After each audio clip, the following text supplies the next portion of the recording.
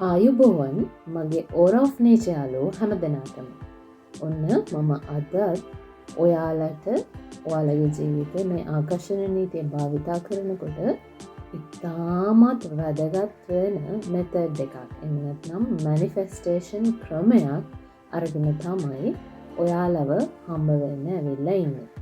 ඉතින් මේක කරන්න හරිම ලේසි ඒ වගේම තමයි අති සාර්ථක ප්‍රතිඵල ලැබෙන මේක ගොඩක් කට්ටිය දැනට භාවිතා කරන හරිම විශේෂ වූ ක්‍රමවේදයක්. ඉතින් මම ඔයාලට අද මේ වීඩියෝ එකෙන් කොහොමද මේ ක්‍රමය හරියටම කරන්න කියලා පැහැදිලි කරලා දෙන්න.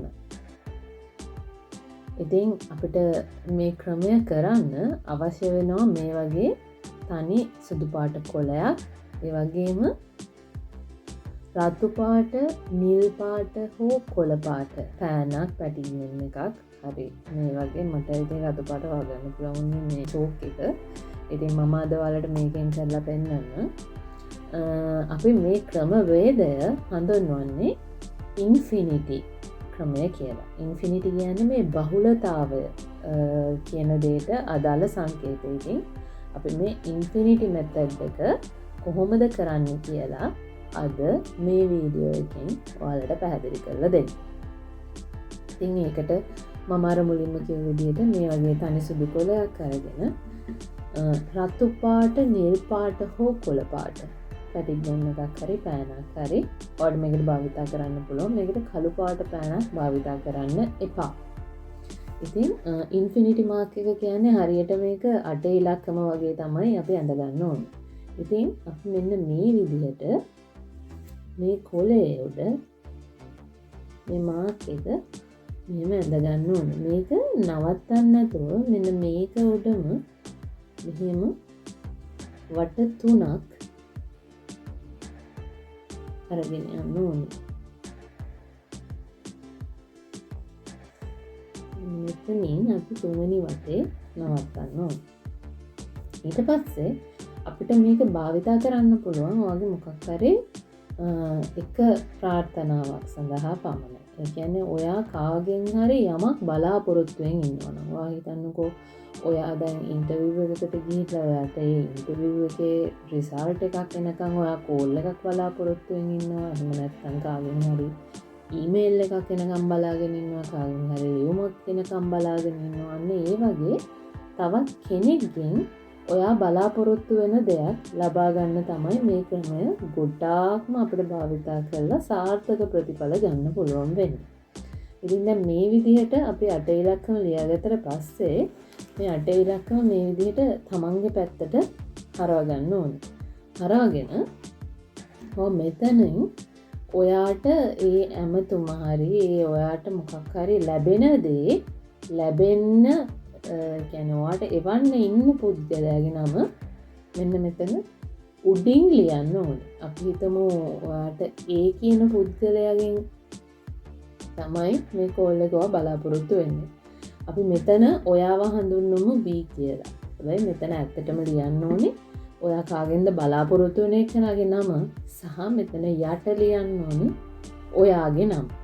ඊට පස්සේ අපි මෙන්න මේ මැදින් හරියට මේ 8 ඉලක්කම මෙතන මැදින් ඔයා ලියන්න thank you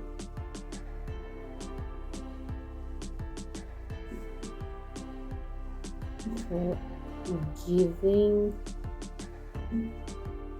me a call. ඔයා මෙතන දැන් මම මෙතන ලියුවේ thank you for giving me a call කියලා. හැබැයි ඔයාට පුළුවන් මෙතන thank you for sending me your email for my interview. මගේ සම්මුඛ පරීක්ෂණය සඳහා මට ඊමේල් එක ලැබුණා. ඒට ස්තුතියි. නැත්නම් මට මෙම ඇමතුම ලබා දුන්නාට ස්තුතියි. මෙන්න මේ වගේ අපිට පුළුවන් අපේ අපි ඒ දේ බලාපොරොත්තු වෙන ඒ දේ මොකක්ද කියන එක ස්තුතිවන්ත වෙලා මෙන්න මෙතනින් මෙහෙම ලියන්න. ඊට පස්සේ මෙන්න මේ කොලේ මෙහෙම උඩින් පටන් අරගෙන අපේ මේ මුළු කාරණාවම මේකට ඇතුළත් වෙන විදිහට මෙන්න මේ විදිහට මේක මේ හැඩේ හරි ප්‍රමාණයට තියෙන්න ඕනේ එහෙම දෙයක් නැහැ. මෙන්න මේ විදිහට මේක වටේට අපි ලියපු එක ඇතුළත් වෙන විදිහට මේක වටේට රවුන්ඩ් 3ක් ඇඳගන්න ඕනේ.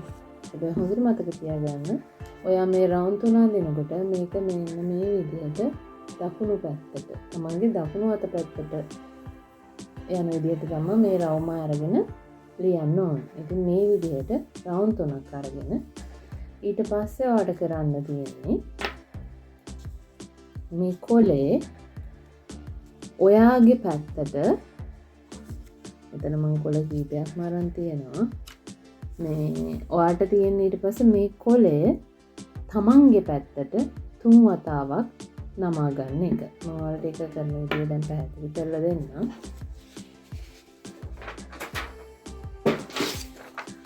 මෙන්න මේ කොලේ මේ විදිහට තමන්ගේ පැත්තට 3 වතාවක් තමන්ගේ පැත්තට හිටින විදිහට නමන්න ඕනේ. ඊට පස්සේ ඔයාලට පුළුවන් මේ කොලේ පොඩක් අස්සේ හරි මොකක් හරි ඔයාට ආපහු එක ඇස ගැටෙන්නේ නැති වෙන්න මේක මොකක් හරි පොතක් ඇතුලේ හරි කබඩ් එකක් ඇතුලේ හරි ඔයා මේ කොලේ මේක තමන්ගේ පැත්තට 3 වතාවක් නැමුවට පස්සේ ඔයාට පුළුවන් මේක ඒ කොහෙන් හරි තියලා තියන්න. ඔයාගේ මේ කාරණාව දවස් 3ක් ඇතුළත මේක බොහෝ දෙනාට දවස් 3ක් ඇතුළත ඒ කියන්නේ දවස් 3ක් යන්න කලින් මේ කාරණාව ඉෂ්ට වෙනවා. ඉතින් මේ වගේ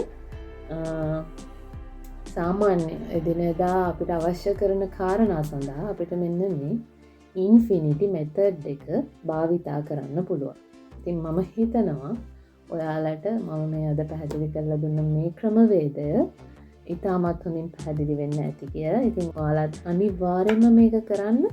මේක කරලා සාර්ථක වුණාම ඔයාලගේ සාර්ථකත්වයේ කතාව මගේ වීඩියෝ එක යටින් ඇවිල්ලා මේක බලන හැමෝටම කියන්න. මොකද මේක ඔයාලගේ සාර්ථකත්වයේ කතාව දැනගන්න හැමෝම කැමතියි. ඒ වගේම තමයි ඒක අනිත් අය හැමෝටම හරිම දිරිගැන්වීමක්.